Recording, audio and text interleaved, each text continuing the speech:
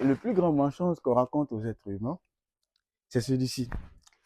Attends d'avoir quelque chose d'extraordinaire à dire avant d'ouvrir la bouche. Heureusement que les enfants ne suivent pas ce conseil. Un enfant, pourtant, n'a rien généralement de bien à dire. Un enfant, c'est des blablabla, goulou goulou goulou. Mais c'est en faisant ça que quelqu'un va lui dire un jour, hey, c'est comme ça qu'il faut dire. Ça a l'air banal. Pourtant, c'est comme ça que nous tous, on a appris à parler. Sans ça, aucun d'entre nous n'aurait appris à parler. Parce qu'on n'est né pas avec des idées extraordinaires. Les idées, on les construit. Et on les construit en parlant. Le problème, donc, ce n'est pas de parler. Le problème, c'est la peur. La psychologie le montre très clairement. Beaucoup de personnes gardent leurs idées en elles, pas parce qu'elles sont inutiles, mais parce qu'elles-mêmes, elles craignent d'être jugées. Le jugement. Combien de réunions se sont terminées avec cette phrase? Ah, c'est pourtant exactement ce que je pensais. Ah bon? Alors pourquoi tu ne l'as pas dit avant? Des chercheurs de l'université Harvard et de Virginie ont démontré très clairement que beaucoup de personnes parlent beaucoup moins qu'elles ne le devraient normalement. Pas parce qu'elles n'ont pas quelque chose d'important à dire, mais parce qu'elles refusent de s'interroger.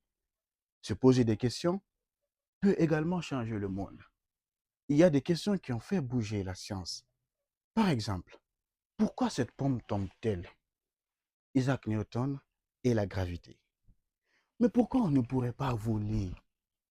Wilbert et Horteville, qui ont démenti le fait que physiquement il est impossible de voler en créant le premier réacteur à avion.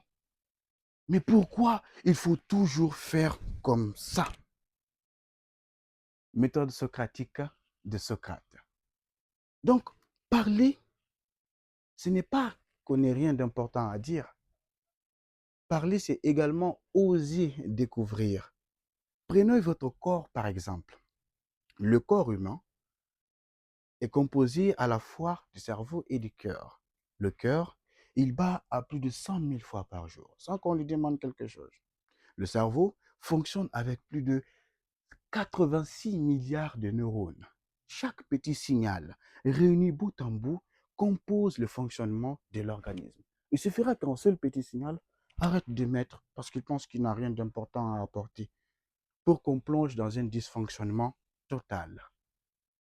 Donc, pourquoi nous, on penserait que notre parole est trop petite pour avoir de la valeur?